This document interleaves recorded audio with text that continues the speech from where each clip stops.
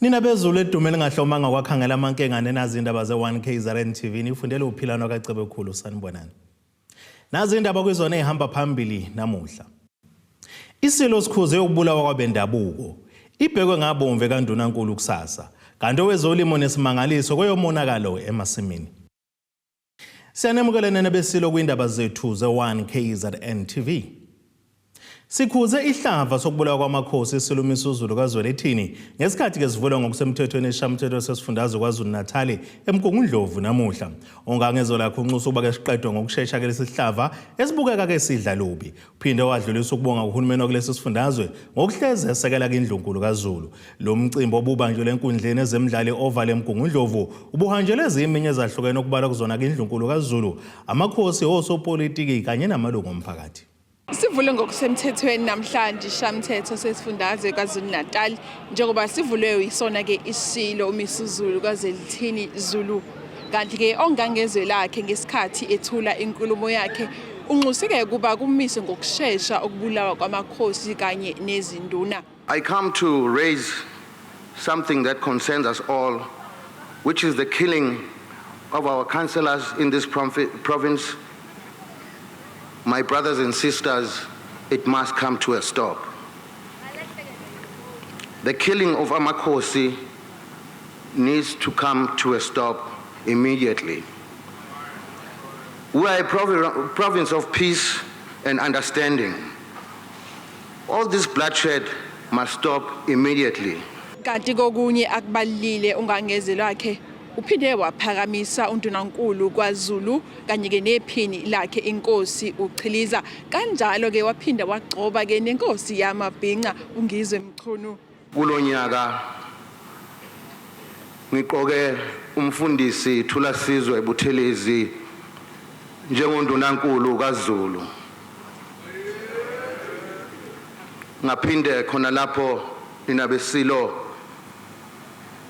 ngaqoka nenkosi uPhathisizwe Chiliza ukube abe yisekela likaNdunankulu ngenxa yomningi nangenxa yomsebenzi abawuthwele.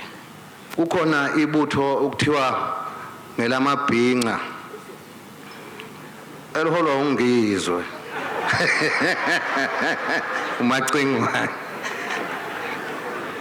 Nina besilo leli butho liphakamisa ngokuzigqaja okukhulu ubuzulu bethu, futhi ngiyalibona lihanda leli butho. Inkulumo yesilo ibinesigqi yexwayisa kakhulu ukuthi akuyekwe manje ukubulawa kwamakhosi nokubulawa kwamakhansela. Sanxusa futhi isilo ukuthi amaqembu ezepolitiki akhankase ngomoya wokuthula nokubambisana kungabi bikho ukwebhana. Ngizizwa ngithobeka kakhulu kuba imbube eke uhlanga lomhlabathi lolokothe igama lami ekutheni ke ngisebenzele isizwe ngokusemthethweni njengoba ke namhlanje ngigcotshiwe njengomongameli wamabhinqa ukuba ke ngibe umkhuzi webutho lamabhinqa. Okuyinto enkulu kakhulu ke leyo ke akekho kumuntu la kwaZulu ongazi ukuthi amabhinqa azalwa uZulu. Ngakho ke ukuthi umsebenzi omhle kangaka wamabhinqa ugcina recognizwa endlunkulu lokho kuyinto enkulu kakhulu. Abamaqembu ezepolitiki kulesifundazwe KwaZulu-Natal baphawulile ngenkulumo yakhe ongangeze lakhe. Isizwe namhlanje sikhuluma ngento eyodwa vele.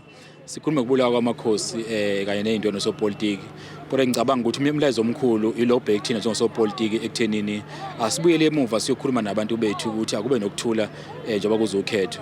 Engicabanga ukuthi ke inselelo okumele sibhekane nayo njengabaholi ukuthi njengoba kuzokhetho nemoya ibi inokuba ngokuphakama asiqinisekise ukuthi akube ukulimazana futhi azikho indawo kuthiwa ngo-Albert.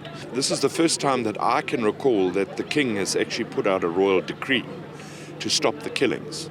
I think it's now up to the Premier and the Cabinet to ensure that that decree is actually implemented on the ground. Siyakuncoma kakhulu esikuthintile isilo njengokubulawa kwe-traditional leadership KwaZulu-Natal. Siyazi ukuthi sekuyisihlava leso esingene kakhulu esingazi nokho ukuthi kuzogcina kuphethe ngani ngoba kodwa siyakujabulela ukuthi indlulamithi kuthinte lokho. Ikhuluma ngendaba yokubulawa kwamakhosi okuyinto engamphathi kahle ongangezwe lakhe nathi ke esisho njengo-ANC nanjengohulumeni ukuthi kubalulekile ukuthi ke abaphathi ke esisuke esiqhamuka kubona ngabe amabandla ngabe isendaweni yebhizinisi ngabe amakhosi kufanele njalo ubugebengu kungabi khona kodwa nathi siyalwisana kakhulu nokubulawa kwamakhosi. Isilo sikhulume ngendaba yoxolo nokubambisana okuyudaba olusemqoka kakhulu ikakhulukazi kumaqembu ezombusazwe ngoba amaqembu ezombusazwe njengoba eyokhethweni ngomhla ka-29 May kulonyaka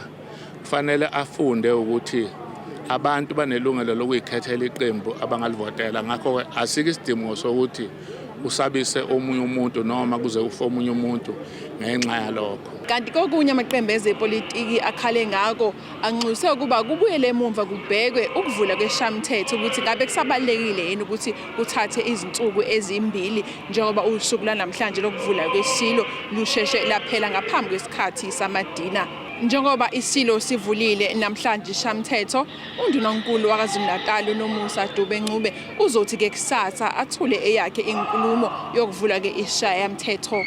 Esindabeni ze1KZNTV ku-Ayanda Dube ngisenkundleni yezemidlalo Oval eMgungundlovu.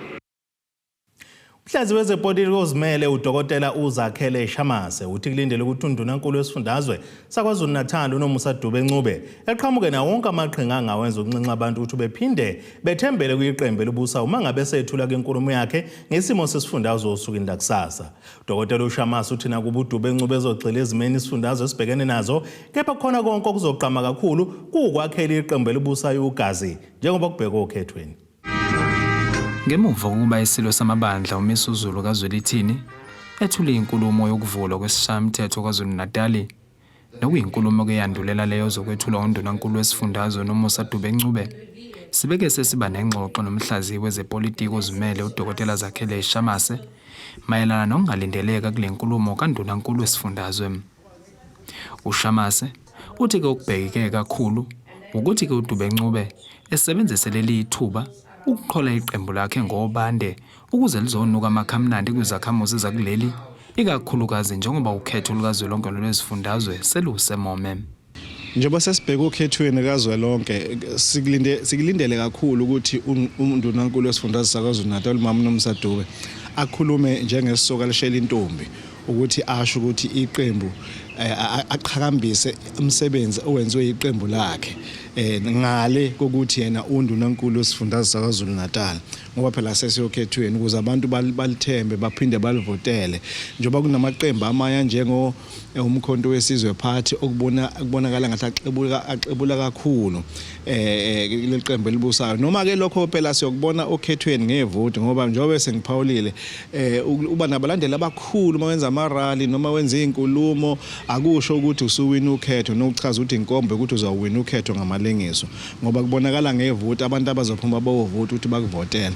Ngakho ke uMama Nomusa Dube sikulindele ukuthi asho izinto ezokwenza ukuthi abantu babuyekeze lokho bese benakhe emqondweni ukuthi abazokulivotela iqembu elibusayo bazovotela amanye amaqembu njengomkhonto wesizwe party njenge-IFP njenge-DA njenge Action SA.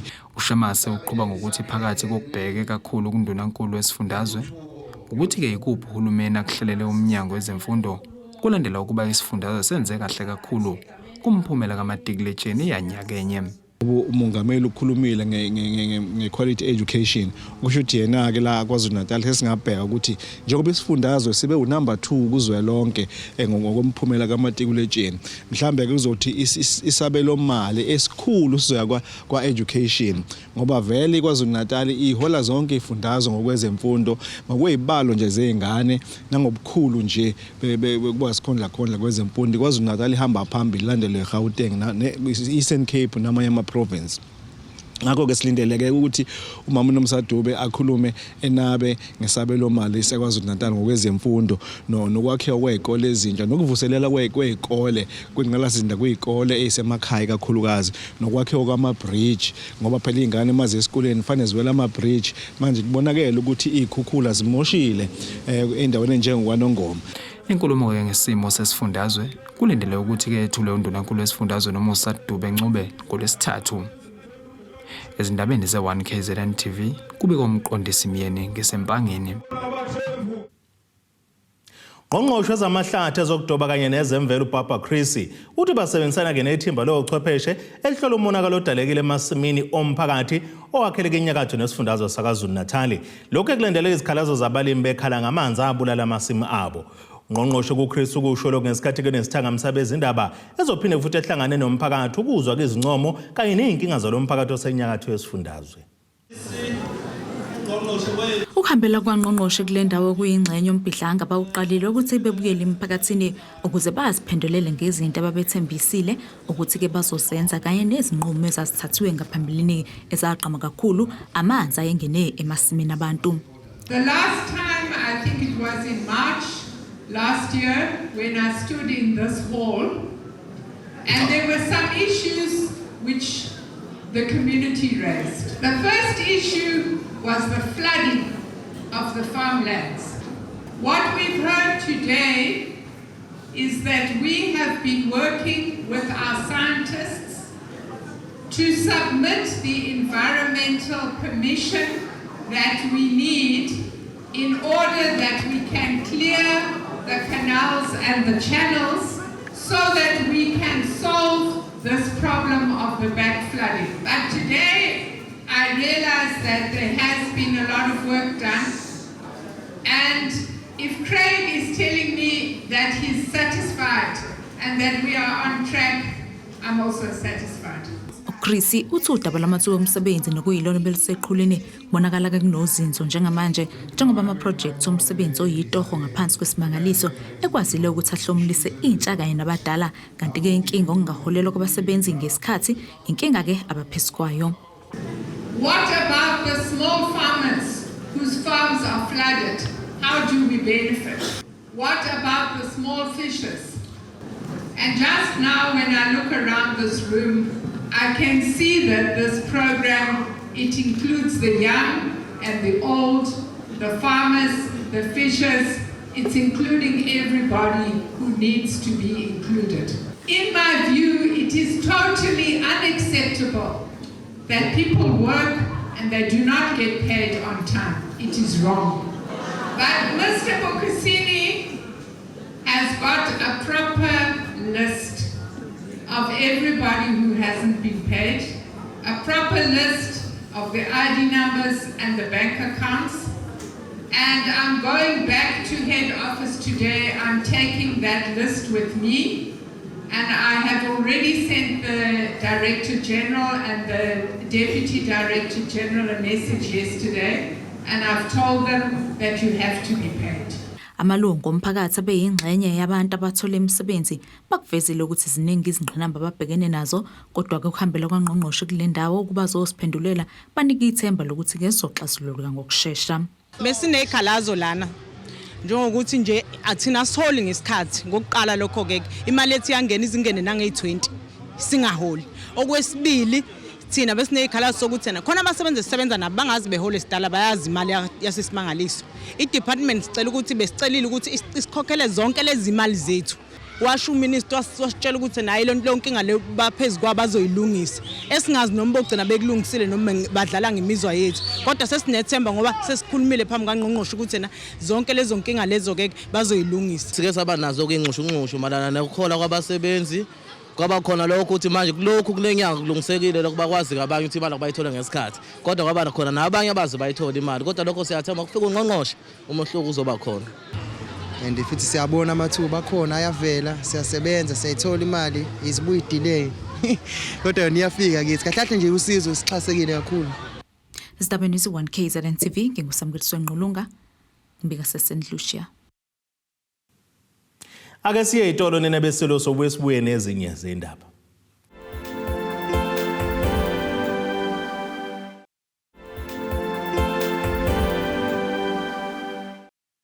Asibonge siphinde sinamukele kwindaba zethu ze-1KZNTV nazo kwizona ehamba phambili namuhla. Isilo sikhuze ukubulawa kwabendabuko ibhekwe ngabomve kaNdunankulu kusasa kanti owezolimo nesimangaliso koyomonakalo emasimini. Isebenze zenkampani Take Lot esingene sephayindana eThekwini KwaZulu-Natal zivuka umbhejazane zabhikisha ikhala ngongakhokhela imali engaphansi komsebenzi eyiwenzayo ukuphathwa ngendlela engafani nokunye okuningi. Umlekeleli Shozi okuyena kokhulumela lezi isebenzi uthi kwentula kamathuba omsebenzi sokwenza bazithola bebekezelela nokuxhashazwa kanti sebezama ikhawe iningana ukukhulumisana nabengamelele sisiyingi kepha qede kube enhlangazi muka nomoya. Abanikazi bezimoto kanye nezithuthuthu ezisabalalisa amaphasela kubathengi ngaphansi kwenkampani uTake Lot esingenisa sePinetown bavuka umbhejazane babhikisha njengoba bekhala ngemali encane abayizuzayo ngokwenza lokhu. Singama independent contractors like I okusho ukuthi yonke into esisebenzisayo iqhamuka from amaphaketheni ethu okuthi nje ukuthi sibanikeze umsebenzi sibenzele umsebenzi wabo bese beyasikhokhela. So mawuthi uyabheka indlela esikhokhelwa ngayo akuyona indlela emitha ama rates a national. Indlela esikhokhelwa ngayo ine abuse phakathi, indlela esikhokhelwa ngayo inokudla imali zethu phakathi. Kuningi okwenzakala from the management ekungama Indians who are running this le hub le. Benza indlela ngendlela zabo bantshontshe imali zethu ba racist. We sent a memorandum kumphathi simtshela simnikeza ama grievances wethu whereby decide kunokuthi our meet ama grievances wethu noma asiphendule wa decide ukuthi uzosixosha. uTake Lot inkampani eyasungulelwa ukwenza lula ukuthenga njengoba abathengi befaka ama-order ezinto abazithengayo ngobuchwepheshe besimanje manje nokulapho ke laba bengena khona kwazise yibo ababese bedeliver lawo maphasela esindlini zabathengi. Ngokuthola kweziko lezindaba lesiteleka siqale ngeledlule kepha ke laba bathi baqale eminyakeni emibili edlule ukuzama ke ukukhuluma nomqashi oqinisa ikhanda njengoba engayimisele ukubalalela. Laba ke bathi njengoba upetrol ukhuphuka njalo kanye nezidingo zezimoto zimbeqolo babhala imali engu-28 rand uhambo ngalunye abalenzayo uma beyodeliver amaphasela. Ngo-2021 ngalahlekelwa umsebenzi sa retrenchwa ngalezi zinto lezi ze COVID. So kunokuthi sihlale njengabantu besifazana abahlele bekhwishiza sathi sifune enye indlela yokusebenza. Unfortunately kule economy yethu izinto zinzima kule age engekuyona I'm unable to get employment. Ngiaffecte kakhulu siswami okwamanje upetrol usuku 1 bar okwamanje, right? Ngoba siyasebenza every day. Into sikhalelayo okwamanje sikhalela ukuthi irate ithukhuphuka ngoba it's not enough. Ngibeka ubudla etafuleni ngiyayikhokhela imoto engihamba ngayo yibona leyo kunama bills amanzi. It's not safe. Asiwenzi lo msebenzi ngoba si safe sis. Siyenza ngoba sinama responsibilities sabazali yibona leyo. Laba bathi ke uma umqashi eqhubeka nokungabalaleli bazoqhubeka nesiteleka.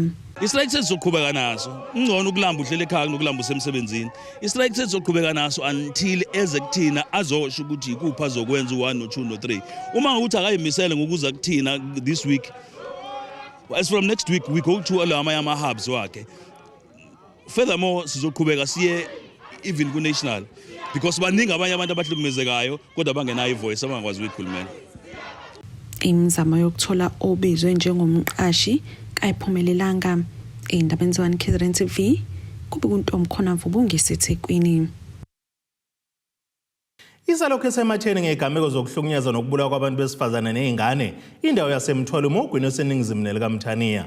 Abe-women of umthwalume bathi kuyabakhathaza kakhulu ukuthi kusena abantu besilisa abasahlukumeza ekubeni eminingi imizamo asebeyizamile ukunqanda lesihlava. Lokho ekushiwo unompumelelo Bloss walenhlangano ngesikhathi kuzolalela ukuqulwa kwecala lakaNtando Mavundla enkantolo kaMantshi eMzumbo osola ngecala lokudlwengula wesifazane oneminyaka engama-24 owayengumngane wakhe nyakenye khona belendaweni yasemthwalume. Unompumelelo Bloss wenhlangano iWomen of umthwalume uthi kuyabakhathaza ukuthi kusayinsakavukela umchilo wesidwaba ukuhlukunyezwa nokubulawa kwabantu besifazane nezingane endaweni yasemthwalume. Ukusho lokho ngesikhathi kuzovela enkantolo kaMantshi yasemzumbe owesilisa osola ngokudlwengula wesifazane oneminyaka engama-24 owayengumngane wakhe nyakenye. Ukhona icala laNtando Mavundla owekade bizile umngane wakhe ukuthi amvakashele kule nsuku za December uthe ekseni mhla ka 5 December waseseyamdlwengula. So namhlanje uNtando fanele abuye azovela uNtando ungaphandle ke ngebhail ya 3000 athola ibhail ngoJanuary ya 3000 noma engaphandle sizocela ukuthi ubulungiso abenzeke asibadingi abazidlwenguli emthwalombe sicela uNtando athole isigwebo esimfanele iqhubha uthi inhlangano yabo isebenza kanzima ukuqwashisa ngokuhlukumezeka futhi bazoqhubeka nokumela inhloso nqangi yokusungula kwalenhlangano asidingi ukuhlukunyezwa abantu besifazane siyaphikisana nokuhlukunyezwa abantu besifazane nezingane abantu besifazane bahlukunyezwa ngandlela zonke ke ukumshaya umuntu wesifazane ukumhlukumeza lokho ngisho abantwana izingane ezincane ziyahlukunyezwa ziyadlwengulwa ziyashawa zenziwa yonke into kanjalo nabantu besifazane thina njengomnwefu umthwalo mesiphikisana nokuhlukunyezwa abantu besifazane nezingane ube esekhuthaza abantu besifazane ukuthi bangahlaleli ukuhlukumezeka ngicela ningasabi ukuphuma noma ngabe sebudlelwaneni ningasabi ukuphuma ningasabi futhi ukukhuluma ngokuhlukunyezwa enihlukunyezwa opartner benu ngoba thina abantu besifazane sigcina sesifa sigcina sesinezibaza umzimba wonke ngenxa yokuthi sincinga abantu besifazane ngoba sithi abantu besilisa ngoba sithi sizolala sidleni uma ngabe uhleli nomuntu wesifazane wesilisa noma usebudlelwaneni nomuntu okuhlukumezayo ngicela ungahesitate ungahlali uthi mhlawumbe uzoshintsha ngelinye ilanga phuma ngaleso sikhathi oqala kwakhe manje ubone ukuthi ayikho lento umani uphuma kanti kolunye udaba obelisenkantolo khona eMzumbe ulelungu lesigungu esilwa nobugebengu emthwalume uLucky Buyeni obekuyicala lokushaya abantu besifazana ababili ithi lentombazane sishayile icala belihlala izolo kwadla ukuthi izolo ummeli wami ube nenkinga endleleni ezesuka eThekwini ezangala waphantshelwa isondo wangakwazi ukufika la seliyahlela ke icala lami hlehlele namhlanje uthi usekhathele uqiqe enkantolo engathi uyisigebengu engabe usebenzela umphakathi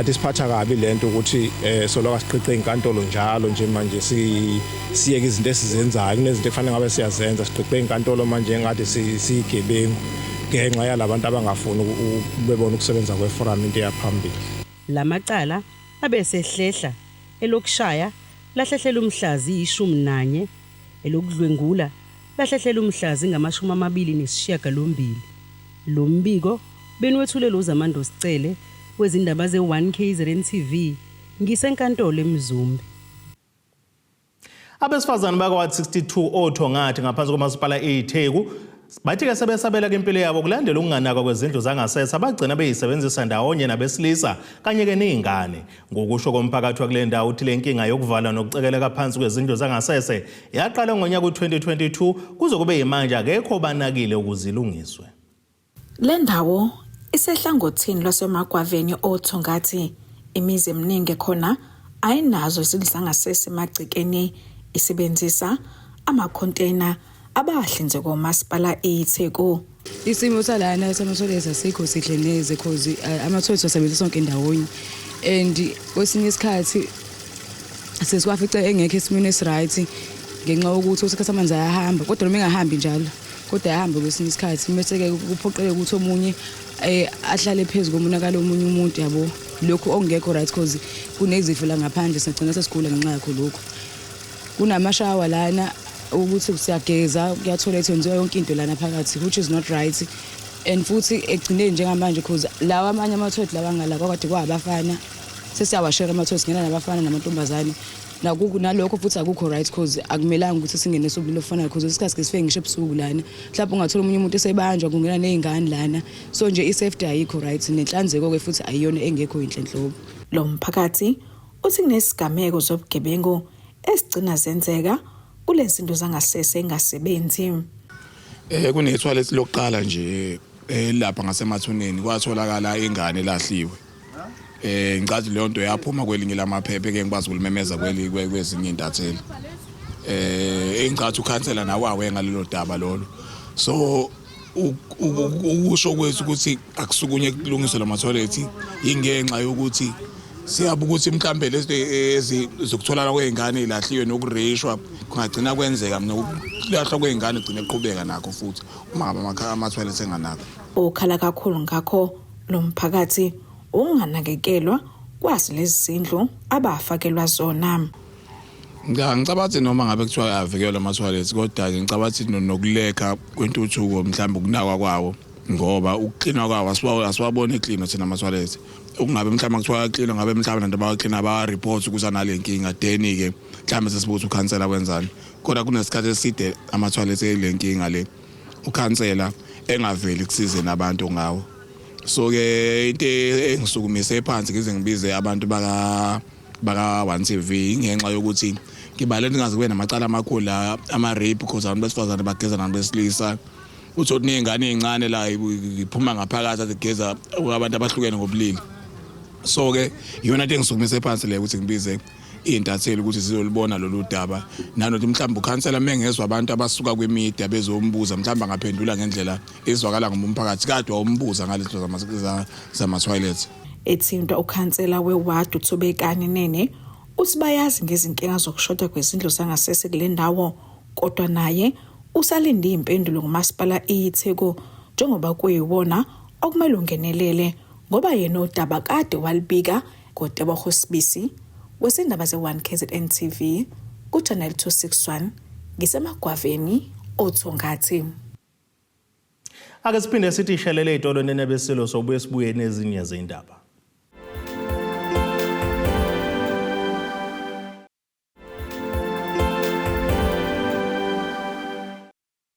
Asibonge siphinde sinamukele kwindaba zethu ze1KZNTV nazo kwezona ehamba phambili namuhla. Isilo sikhuze ukubulawa kwabendabuko ibhekwe ngabomve kaNdunankulu kusasa kanti owezolimo nesimangaliso koyomonakalo emasimini.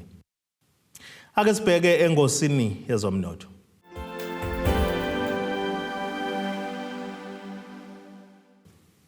Iranda kulele ku-19.28 kuyidola lasemelika bengu-20.93 kwi-euro yase-Europe bengu-24.47 umaqhathiso nopondo waseBrithani.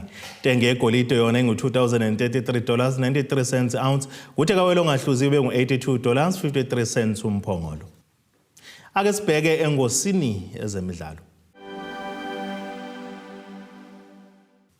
Umdlali weqembu lamabhokobhoko uSibusiso Nkosi usephinde wanikwe elinye ithuba lokuqhubeka nohambo lwakhe ebholeni lebhola lombhoxo njengoba kuvele indaba zokuthi usesayiniswe yiqembu iToyota Cheetahs. Lo mdlalo oneminyaka ama-28 obudala ubengenalo iqembu selokhu angadedelwa eVodacom Bulls nyakenye. Kwenzeka lokhu nje leli qembu lasePitoli laselimnike elinye ithuba kulandela ukunyamalala kwakhe ngasekupheleni ka-2022. Lo mdlali akalibhadanga ejimini isikhathi esingamasonto amathathu waze watholakala evalele kube esifundazweni saseMpumalanga waphinde waphumela obala ngokubhekana nenkinga yengcindezi okanye ukhwantalala lomqondo. Ake sibheke nasesimo sezulu esingalindeleka.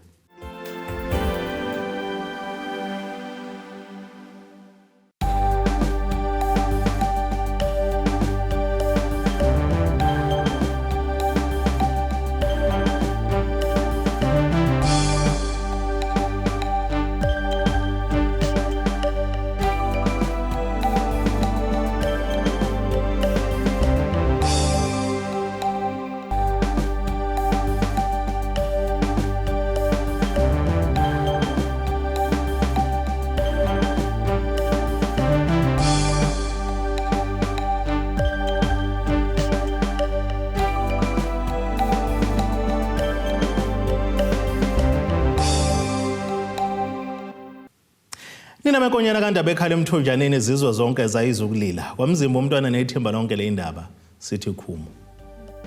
Abethuli bethu bezindaba baxhaswe iThulis Bayview Bridal. Ungabashayela kulezi zinombolo ezivelile